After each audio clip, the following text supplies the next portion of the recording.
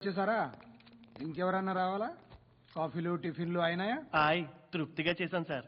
Cool డ్రింక్లు ఏమైనా తాగుతారా? మీరు జర్నలిస్టులతో మాట్లాడిన ప్రతిసారి ఏదో వెటకారంగా మాట్లాడతారు. ఇది టూ మచ్ సార్. వెటకారం కాదు, సీరియస్. తిన్నామా పడుకున్నామా తెల్లరిందా, అందరూ ఇదే కాన్సెప్ట్తో బతుకుతున్నారు. నిన్ను ఎవరెవరో కాల్చుకు చచ్చారు.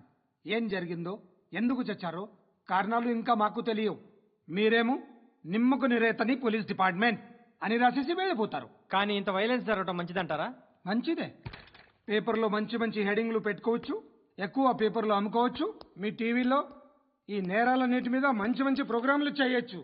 పసుపు పారాని ఆరక ముందే గొంతు తెగి పడ్డాన్నవ వధువు, కామందుడి కామానికి బలేనా 10 ఏళ్ల బాలిక బ్రేక్ తర్వాత చూడండి. ఎంతో ఆనందంగా ఇంట్రెస్టింగ్ గా చెప్తారు.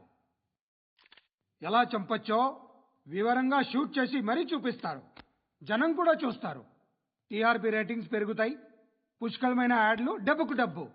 తిన్నామా పడుకున్నామా తెల్లారిందా, మళ్ళీ టిఫిన్ చేస్తాం. వైలెన్స్ ఎక్కువ అయిపోయిందని అంటుంటాం. కానీ అలాంటి సినిమాలకే కలెక్షన్లు ఎక్కువ ఉంటాయి. గాంధీ సినిమా ఇండియాలో 100 రోజులు ఆడదు. కడప కింగ్ అనేది 200 సెంటర్స్ 100 డేస్. అంటే మీరు వైలెన్స్ ఎంకరేజ్ చేస్తున్నారా? ఎవరు నువ్వు? ఉషోదయం పత్రిక సార్. లారీ ఢీ ముగ్గురిఠా అని హెడింగ్ పెట్టింది నువ్వేనా? చచ్చి వాళ్ళ కుటుంబం అంతా ఎడుస్తుంటే నీకు ప్రాస్ కావాలా? ఎవడి ప్రెజెంటేషన్ వాడిది. సారీ, నేను మాట్లాడుతుంటే ఇలాగే ఉంటుంది. న్యూస్ రాసుకోండి.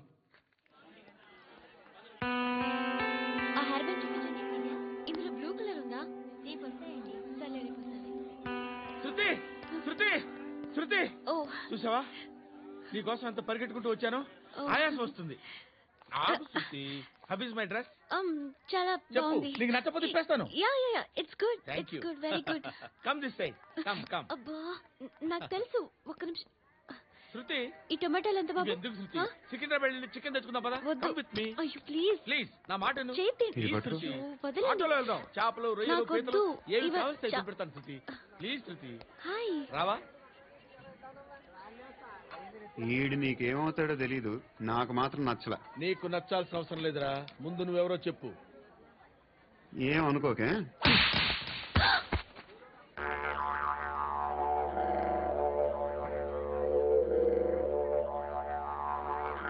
పోయాడా? లేదు, పోసాడు. 2 ఏళ్ల క్రితం నాన్నగారు యాక్సిడెంట్లో చనిపోయారు. అప్పటి నుండి నేనే ఉద్యోగం చేయాల్సి వస్తుంది. అమ్మ, నేను, తమ్ముడు. ఏదో ఒక పని చేస్తే గానీ గడవదు. ఇవన్నీ నాకు ప్రాబ్లమ్స్ కావు. కానీ మగదిక్కు లేని కుటుంబాన్ని చాలా చులకనగా చూస్తారు అందరూ. ఏదో వంకతో అందరూ నా కోసం చూసేవాళ్లే. మగాళ్ళంటేనే చిరాకేస్తుంది. మొన్నొక్కడు అమ్మతో చాలా నీచంగా మాట్లాడాడంట.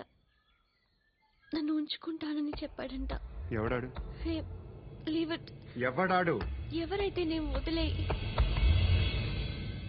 మా మీద మాకే విరక్తి కలుగుతుంది. ఎవడాడు? ఎవరైతే నేను అందరూ ఒక్కటే. That's why we need some support. We need a person. ఎవడాడు?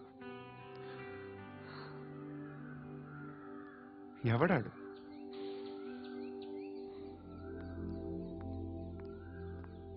నేను బిల్డర్ విశ్వనాథన్ సార్. వాడు మళ్ళీ బెదిరిస్తున్నాడు సార్. ప్రాపర్టీ వదిలి వెళ్ళిపోమన్నాడు సార్. సార్, లేకపోతే నా కొడుకుని చంపుతా అంటాడు సార్. ఎక్కడున్నావు నువ్వు? రండి సార్, రండి. ఎంత అడుగుతున్నాడు వాడు? 50 లక్షలు అడుగుతున్నాడు సార్. सत्यना ఆంతో మీటింగ్ ఏందన్నా? अरे आ जाओ भाई, इधर सामने बैठ के सॉल्व करेंगे. ఈ సెటిల్మెంట్ లో మావాడికి ఎంత ఇస్తావు చెప్పు. సార్ నాకు వచ్చు సార్. నాకు అమలాపురంలో ఎంజాయ్ చేయి సార్. నేను వస్తాను. వచ్చు సార్ నాకు. అన్నా నమస్తే. అన్నా అన్నా రా రా రా రా. ఏందన్నా నవ్వుతున్నావు? నన్ను చూసా? కాదన్నా, కొత్త కానిస్టేబుల్ డిపార్ట్మెంట్ లో జాయిన్ అయ్యాడు. డబ్బే వద్దట. ఇలాంటి అమాయకులు మన డిపార్ట్మెంట్ ఎలా బతుకుతారో తెలియదు. ఫైరింగే రాదు, మళ్ళీ షూటింగ్ లో ఫస్ట్ ప్లేస్ అట్ట. అన్నని చూసి నేర్చుకోవాలరా మనం. దేనికైనా ధైర్యం ఉండాలి. గంతి, ట్రైనింగ్ లో ఏం నేర్చుకున్నా చూపించు. సార్ ఏం చేయి, ఏం చేయి, నేను చెప్తున్నాను కదా. ఏం చేయి, ఏం కాల్చు, పర్వాలా, మనసారా ఏమనుకోడు. కాల్చు, కాల్చురా. సరే సరే అడు తిరుగు అన్నకేం చేయి చేయరా. లాక్ రిలీజ్ చేయి కాల్చో కాల్చో నేను చెప్తున్నాను కదా కాల్చో ధైర్యంగా కాల్చో తలకి పెట్టు కాల్చో కాల్చో ఇలా నొక్కడమే ఏంట్రా అలా చంపేశావు ఎంత సింపుల్ గా చంపేశావు చూసావా ఎవడూ నిన్ను అడగడు కానీ ఏం జరిగిందని నన్ను అడుగుతారు దానికి నేను ఒక స్టోరీ చెప్పాలి కదా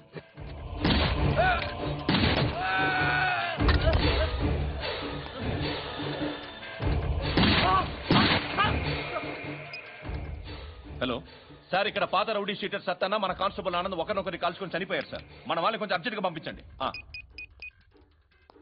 అరే ఏంది పోయి ఇది చిన్న సెటిల్మెంట్ గొడవల్లో మా కానిస్టేబుల్ సత్తన్నని కాల్చుంటూ సత్తన్న మా కానిస్టేబుల్ని కాల్చుంటూ మధ్యలో నేను ఇరుక్కుపోతున్నాను నీకోసమే ఇదంతా చేశాను సార్ ఆ 50 లక్షలు మీరే తీసుకోండి సార్. వద్దొద్దు నాకు డబ్బొద్దు కానీ నా పెళ్ళాం ఇందులో ఒక షాప్ కావాలని అడిగింది దాని వాల్యూ 1.5 crore సార్. ఏ విశ్వనాథ ఈ ఎన్కౌంటర్ లో నువ్వు పోలేదు సంతోషించు పద్మావతి ఆ పేరు మీద రిజిస్ట్రేషన్ చేయించు PAD MA WATI పదో నా ఫ్రెండ్ మన మ్యారేజ్ యానివర్సరీకి ఒక గిఫ్ట్ ఇస్తానంటున్నాడు